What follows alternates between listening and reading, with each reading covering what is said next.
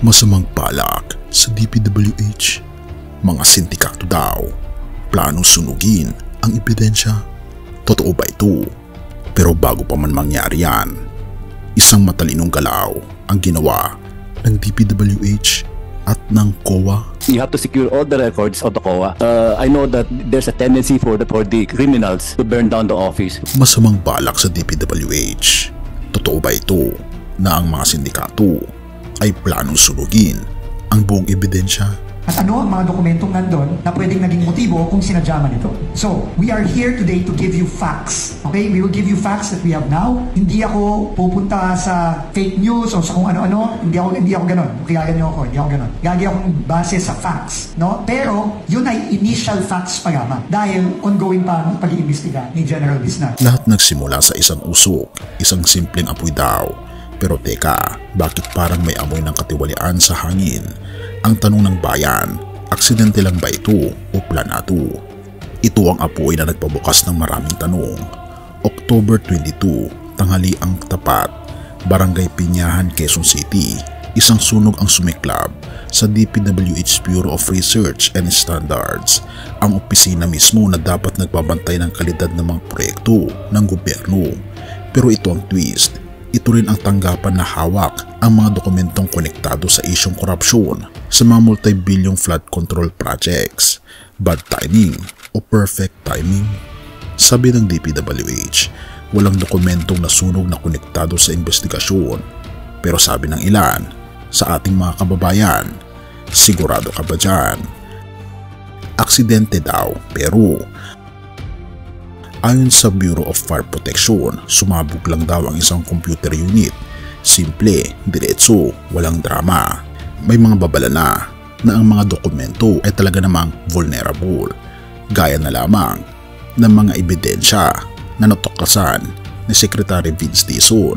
Kasi kahit ako, kagaya ng mga kababayan namin, kaming lahat dito, no? Lalo na kaming mga bago dito sa DPWH, lagi kaming suspicioso. Natural sa amin yun, lalo na kay General Bisnar, na sa kanyang experience bilang pulis at part ng CIDG. At yun kagad ang tinanong ko sa kanya, sinadya ba ito? At ano ang mga dokumentong nandun na pwedeng naging motibo kung sinadya man ito? So, we are here today to give you facts. Okay? We will give you facts that we have now. Hindi ako pupunta sa fake news o sa kung ano-ano. Hindi ako ganon. Kaya niyo ako. Hindi ako ganon. Gagi akong base sa facts. No? Pero, yun ay initial facts pa lamang dahil ongoing pa ang pag-iimbestiga ni General Bisnar. Ayon kay Andres Reyes, chair ng Independent Commission for Infrastructure, there is the tendency for criminals to burn down the office. At bago pa man mangyari ang sunog, talagang napaka-vulnerable ng mga dokumentong ito na pwede itong sirain ng mga sindikato. Kaya naman pinayuhan ang COA na siguraduhin ang seguridad ng lahat ng dokumento. Therefore, kung may nagsunog man ng opisina, hindi lang apoy ang sisindihan nila, kundi ang galit ng sambayanan. At ito ang ginawa ng NBI, lahat ng anggulo, iimbestigahan. Agad na kumilos ang National Bureau of Investigation, may forensic team, may CCTV, may mga ebidensyang kinolekta. Pero ang tanong, kung electrical fault lang talaga, bakit may mga eyebrows raised sa social media? Tila sinasabi ng iba, napaka-espesipiko naman ng building na nasunog. Iba naman coincidence o coincidence lang ba talaga? Pero sa mga marunong bumasa ng pattern, kapag pare-parehong timing, pare-parehong opisina, bakit hindi na ito aksidente? At dito pumapasok ang matalinong galaw ng DPWH. Ngayon, bago patuluyang magliyab ang mga chismis at spekulasyon, isang matalinong galaw ang ginawa ng DPWH. Pinasecure ang lahat ng records ng COA. Bakit? Dahil napaka-vulnerable na mga dokumentong ito na ang mga sindikato talaga ay gustong-gusto nila itong masira. At sabi ni Reyes, criminals tend to burn down offices. But think about it, alam kaya nila na posibleng mangyari ang mga ito? I remember initially you were expressing serious concern or grave concern about the burning or destruction of public documents. Yes, as per record now, the burning in Quezon City does not involve a flood control project. But I did had a meeting with the COA and I told him that you have to secure all the records of the COA because as an investigator before with the ombudsman, I know that there's a tendency for the criminals to burn down the office, which happened in the Cebu scandal when they burned down the entire treasury building. truth or tactic. Ayon sa ombudsman, kasama sa imbestigahan ng NBI at BFP kung may mga deliberate act o arason. Wala pang final na sagot, pero habang naghihintay ang taong bayan, lumalakas ang hinala na hindi lang kuryente ang sumabog, kundi ang tiwala ng publiko. Therefore, kung totoo man na may sindikadong nagbabalak, baka ngayon pa lang may nakabantay na sa kanila. Lahat nagsimula sa isang usok, pero minsan, ang usok ay hindi lang galing sa apoy, minsan galing sa itinagong katotohanan.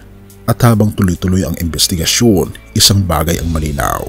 Hindi basta-basta matutupok ang katotohanan, lalo na kung may mga matang nagbabantay. Have mercy, O God, at purihin ang ating Panginoong Diyos. Sa gitna ng mga usok ng katiwalian, sa bawat apoy ng kasinungalingan, may isang katotohanang hindi kailanman natutupok, at ito ang pag-ibig ng ating Panginoong Diyos sa tao. Kasi kung sa mundo, may mga taong kayang sunugin ang ebidensya para takpan ang kasalanan, ang ating Panginoon Hesus mismo isinakripisyo ang sarili para burahin ang ating mga kasalanan. Sabi nga sa 1:3 verse 16 to 17, sapagkat gayon na lamang ang pag-ibig ng Diyos sa sanlibutan, kaya't ibinigay niya ang kanyang bugtong na anak, upang ang sinumang sumampalataya sa kanya ay hindi mapahamak, kundi magkaroon ng buhay na walang hanggan. Sapagkat hindi sinugo ng Diyos ang kanyang anak upang hatulan ang sanlibutan, kundi upang iligtas ito sa pamamagitan niya. Kung kaya ng ating Panginoong Diyos na iligtas ang isang makasalanan, kaya rin niyang linisin ang isang bansang nasunog ng kasakiman. Ang apoy na kanyang pag-ibig ay hindi naninira, ito'y naglilinis. Ang hustisya niya ay hindi nakatago sa abo, ito'y buhay at darating sa tamang panahon. Kaya naman kaibigan, baka matagal ka ng pagod sa mga sunog ng buhay mo, problema, kasalanan o bigat ng konsensya. Ngayon, hinahamon ka ng ating Panginoon Hesus, lumapit ka sa Kanya, isuko mo ang lahat, hayaan mong siya ang magpatay ng apoy ng kasalanan at siya ang magpanigas ng apoy ng bagong pag-asa. Hindi mo kailangang linisin muna ang sarili mo bago lumapit kaibigan, dahil siya mismo ang lilinis sa iyo. Purihin ang ating Panginoong Diyos at tayo manalangin. Ama naming Diyos na makapangyarihan sa lahat na nasa langit, salamat po sa iyong walang hanggang pag-ibig at habag. Sa gitna ng kaguluhan at kasamaan sa mundo, ikaw ang aming liwanag at hustisya.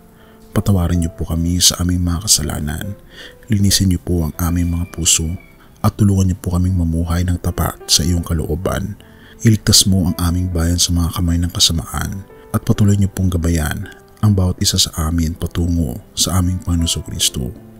Pinupuri po namin kayo at pinapasalamatan, O aming Panginoon Diyos, sa inyo pong kabutihan sa amin, at patuloy niyo po kaming gabayan at patawarin po kami sa lahat ng aming mga pagkukulang at pagkakasala, sapagkat ito po ang aming samot hiling sa matamis na pangalan ng aming Panginoon Hesus. Amen. Bago natin ipagpatuloy kaibigan, siya nga pala ang Great Controversy na isa sa mga pinaka-kontrobersyal na libro dahil tumutukoy ito sa mga propesiya sa libro ng Daniel at Revelation na nagaganap na sa panahon natin ngayon bago ang pagdating ng ating Panginoong Diyos ay pinamimigay na namin ng libre sa pamamagitan ng PDF. At ito ay nasa limited lamang na panahon, kaya i-click mo sa description sa baba upang ma-avail mo kaibigan ang napaka-importanteng libro ito na magbubukas sa iyo sa mas maliwanag mong hinaharap. Purihin ang ating Panginoong Diyos at tayo magpatuloy.